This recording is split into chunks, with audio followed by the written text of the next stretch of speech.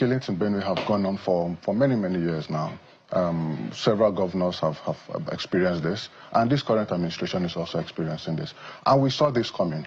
Because you saw it coming? Yeah, we saw it coming because there's history. So right from when we got inaugurated, I started experiencing it even before I was inaugurated. When I was elected, when I was member-elect, I experienced the first attack in my constituency. Your area? Yes, in my local government. But this is not in your area? This particular one is not in my area, but I'm from Konde local government, one of the hardest hit crisis areas in Benue State. It's part of this crisis, an ongoing crisis in my local government and across Benue.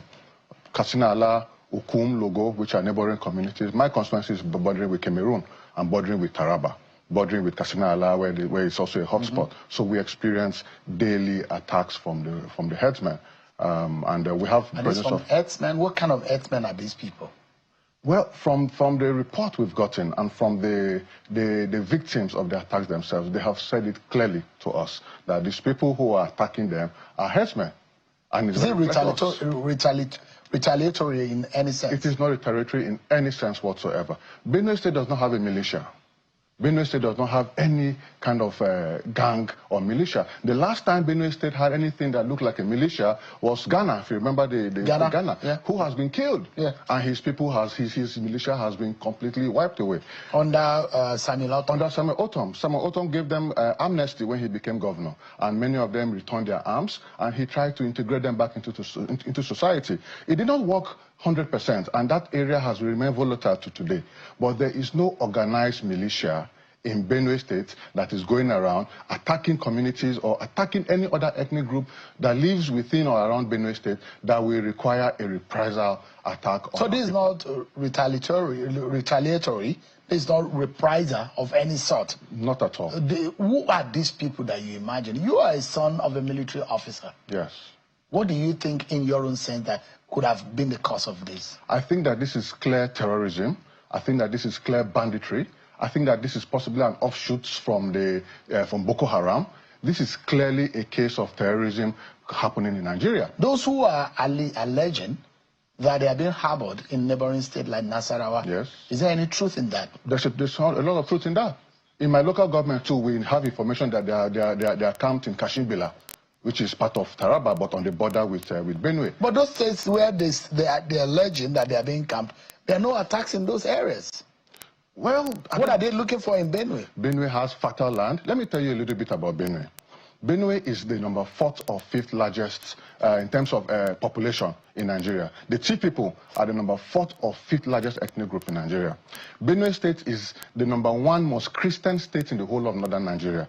Benue is 99.9% Christian. It's the most Christian state in Nigeria. It is the most fertile state in Nigeria in terms of food production. Benue was the food basket of the nation. But all that is gone. Over 40% of our arable land currently is not being farmed. So our young people, our women are currently displaced. Hundreds of thousands of people are displaced. There are no more farming. Farmlands are being taken over. And we have settlements now of the Fulani who have settled in our land right now and have taken over a lot of land for grazing. But you heard so farmers are not able to farm. He said people should sit down and reconcile. Who are the opposing parties here? When the president said reconcile. We have never had problem with any ethnic group in Benue. Benue has a huge population of the Igbo people. But politicians are talking in the midst of this. The governor is alleging that some politicians are these, some other politicians are, even within the APC, you are hearing conflicting positions about this matter. Look, there's no politics. Is there any way politics is in the middle of all of this? Not at all. Not at all. There's no need to politicize this issue. There's absolutely no need to politicize the issue. The fact is that the governor and the members of the National Assembly have not been able to work together because the governor has not considered us important enough to support his government. So he has not invited us for a meeting since he became governor. He has not engaged with us. Are you a member of his party? We're a member of the same party. But so he has never engaged with us. He has never invited us for a meeting. There's been faction. It is said that some of you are of the SGF faction in the APC. Well, we don't recognize that. So there's opposition within the party. Yes, there's opposition, and unfortunately, the party at the national level kind of added fire to that to those cracks by appointing a caretaker and dismantling a sitting executive of the party in Benue State unconstitutionally.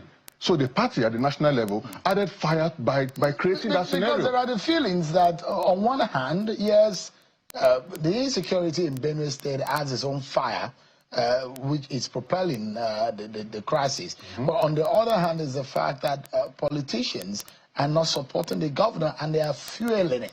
Because the governor said it clearly on this program that politicians in Abuja are the ones behind, and there are intelligence to that fact. The governor said he will release a report of a commission of inquiry. He said you release it on Tuesday or Wednesday last week. We've not seen that report. We are eager to see the report. In fact, we released it. The National Assembly Caucus did a press conference a few days ago where we've asked the governor to release the content of that report and to subject it to investigation. Those of you on the side of the SGF, what do you have against the governor? We have nothing against the governor. The governor, is he not the leader of the party? He is a leader of the state. So why is the contest between the SGF and the governor? Who is the leader of the party? We don't understand why there's a contest. We don't understand. Is he not why. the leader? Is the SGF the leader? The SGF is a leader in his own right. But, he has been a leader of the party. Leader? The leader in Benue State of the APC. Look, the truth of the matter is that the SGF, Senator George Akume, remains the leader of APC. Above the governor. Look, the governor is a leader in his own right. The governor is the leader of Benue State. And there's no challenge to his authority. But traditionally, nobody has challenged his authority in Benue. We always see that the governor takes the lead as far as the party is concerned. Every other person, whether you're a former governor, they fall in line, because that's always, if you become governor today, the present governor, you become his leader. Okay, what did the SGF do to not offer him leadership of the party? He became governor. He had the party structure in place. He never called the party together one day to say, guys, this is what I want to do. He never did any concessions. He never... So how do you become a leader? You know, the problem is that this is just... The governor came from the church. He was not a politician. So he did not understand the role he needed to play to naturally and systematically take over leadership of the party. What gives governors leadership of the party? Because they fund the party, they give support to the party, they help build the party. That is all the governor needed to do. Nobody is competing with his leadership. Nobody is competing with his status as governor of the state. He formed his cabinet 100% by himself. The SGF did not nominate one person into his cabinet. The SGF has not nominated one person as his advisor. He has done local government elections across 23 local governments. He has single-handedly handpicked all the 23 and all the 276 councillors in the state. So the governor formed his team without a single input from the SGF. And that's the problem that he had with the SGF. No, that is, well, you know, politics, you know, sometimes you want concession, you want to nominate, you know, I helped you become governor, I supported you financially and otherwise, I want to nominate somebody to help you to be in your government. So he turned down all requests for nominations from the SGF and from any of us from the National Assembly who campaigned with him, worked with him. We had a framework, we had a mindset, we had a manifesto that we all work with together. So we expected that when he assumes office, we will come together as a party and promote the things that we had campaigned on. I had campaigned in my local government that we should open up the Nigerian-Cameroon border in Benue so that we can benefit from international trade through the Cameroon border. There's Kashimbila power plant there. There's an airport close by there. So I had spoke to the governor about this issue. So for me, as a representative, there are certain issues that I wish I could present to the governor now that we're in office, but he has refused to listen to any ideas from us. Are you going to Benue on Wednesday when the president is visiting? I'll be there. What would you think that, in your mind, as a leader, in your own right, the president should be saying to the governor if he gets on the ground? You're a member of the party too, isn't it? Yes. I think the governor, the president, should bring peace and harmony within the party and within all. And I imagine that the SGF also will be there. Yes, he is. Would you say that the president should sit in the same room as the governor and the SGF and resolve their differences? Would that help matters? Well, and that was the tension. It will help matters once there's peace and there's unity to help matters. And it will help matters because when there's unity and when we're working together, then we can harness all the best ideas. I have information on ground in my constituency that I could propose to the governor.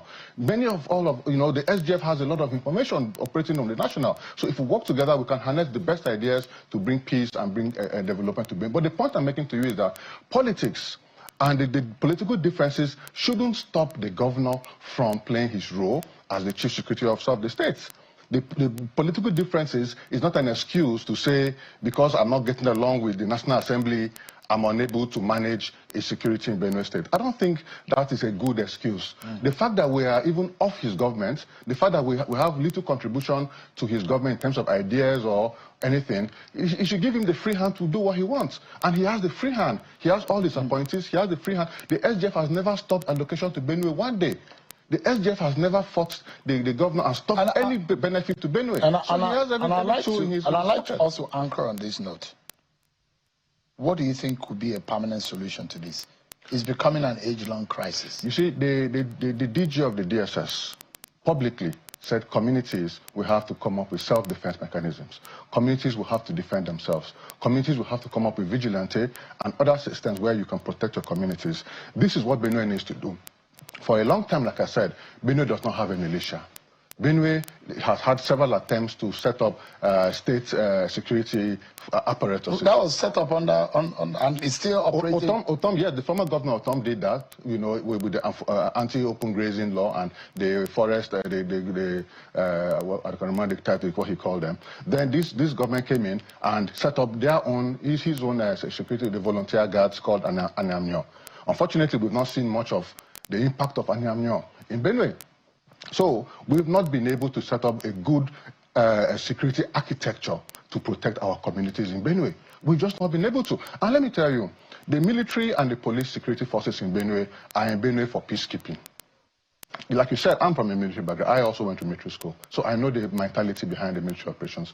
The military formations in Benue are there for peacekeeping. I interact with them at the grassroots level, and I know their mindset. They're not there to open fire on any group of people. They're not there to go all out and open fire on Fulani or open fire on the Chi people or any other tribe in Benue. They are there to maintain the peace. And because of that, when these people come and attack, they attack and they retreat. The security presence is not there, doesn't have the mandate to pursue them across state lines and go and attack them in another state. That is not the mandate of the security in Benue. But right now, with this situation, they need to go on the offensive. All right.